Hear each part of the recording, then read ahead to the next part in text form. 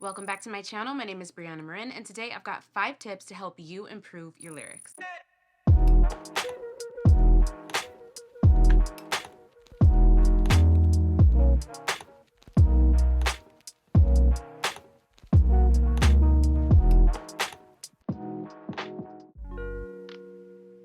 Be intentional. Treat your songs like you're writing a story.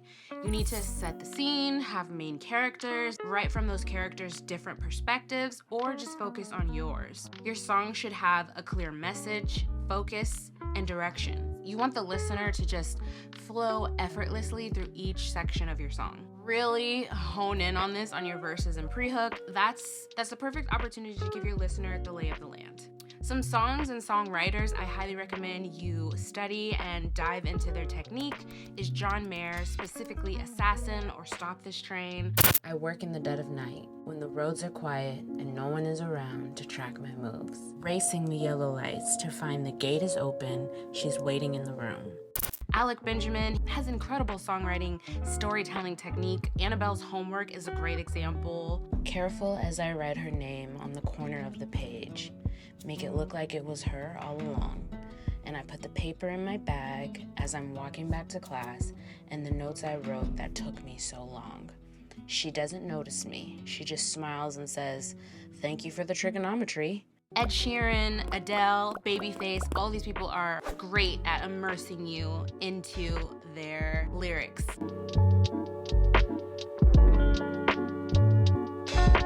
Patterns in songwriting come up constantly because there's only so many combinations a person can create. We all have those words or melodies that we lean on and they become staples in our arsenal. When you write every day, it becomes more noticeable that you lean on specific words. In the past, I've mentioned that I used to love saying like energy. There was just certain go-to phrases that I would have to just finish the song. I really recommend challenging yourself to find new ways to say those phrases. Lately, I've been gravitating towards the thesaurus and rhyme dictionary in Lyricstudio. I've already done like a deep dive on Lyricstudio. If you want to see that, definitely click the link below in the description box and check that video out. But using tools like that have helped me find new ways to say my go-to phrases and words differently, but with the same sentiment.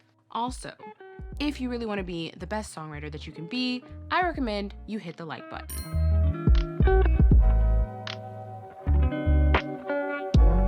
While you're crafting your stories, don't forget to tap into your senses. Really pull your listener into the story by describing the atmosphere, the smell, what the people around you are doing, what were the colors. For example, instead of "she was sad," you could say "she burst into the room with her tear-stained jeans and red puffy eyes," really clearly painting the picture of, yes, she was sad, but I've put a fresh spin on it.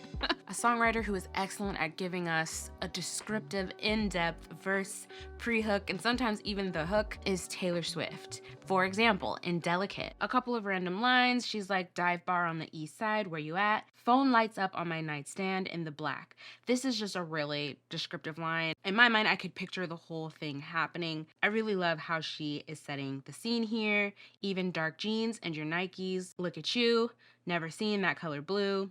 So, it's the holiday season, and you know what that means. Christmas songs and Christmas covers for everyone.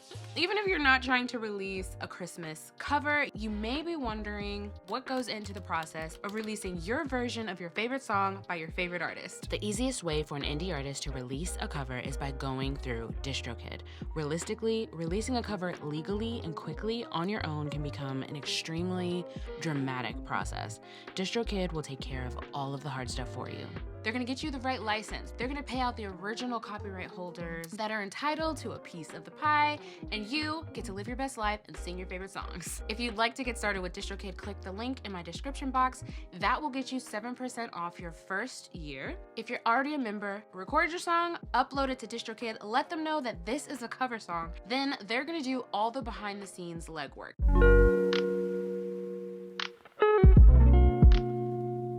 Aside from coming up with witty lyrics, sometimes writers forget the importance of the song title. The title of the song will often be the first impression, aside from cover art. It could be the deciding factor from a listener who's been browsing the millions of songs that are uploaded daily to all of the streaming platforms. When I first started writing, most of the time I would figure out the song title after I had written the entire song, which doesn't really seem like that big of a deal in reality. But I didn't realize I was creating this pattern that left the song title and the overall concept of the song as an afterthought. And what it would leave me with was a song title that is generic.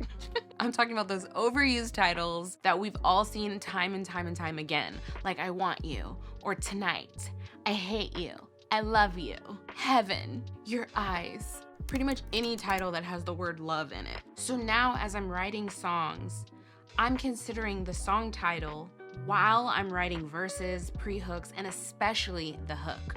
Because 9 times out of 10, the main tagline or key phrase that you use in the hook ends up being the song title. I'm building up to this main line that will sum up the whole entire mood of my song, which now as I'm saying this out loud, how could I not realize how crucial that was? Every song title may not be a head turner, but by embracing this small little change, it made for a much more interesting catalog in the long run. In my opinion, some of the best song titles typically come from rappers. So the next time you're bored, open up Spotify or Apple or whatever it is you use and scroll through some rappers' album titles and catalogs. A few song titles that pop in my mind that aren't rap related are from artists like Selena Gomez, Jillian Michaels, Charlie Puth, The Weeknd, and Miguel. Keep your eyes peeled and start building your songs with that concept in mind.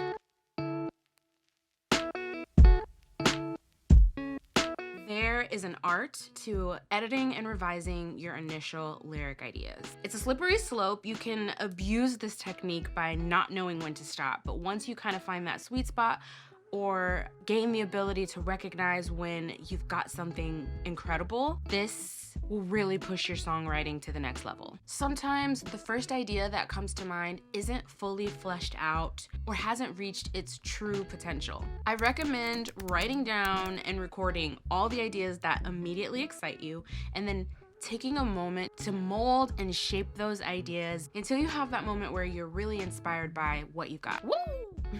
Yes, I'm the greatest.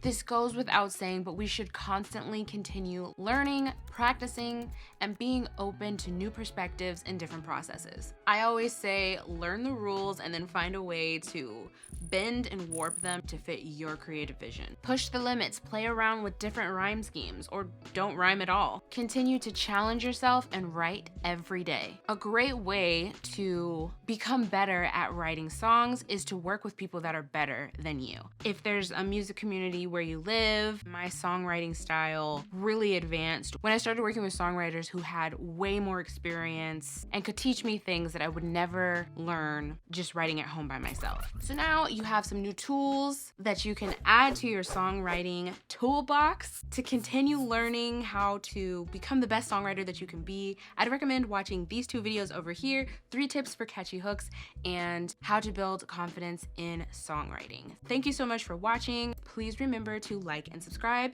for the algorithm. Comment below. Yeah, until next time. As the seasons change, I'm through.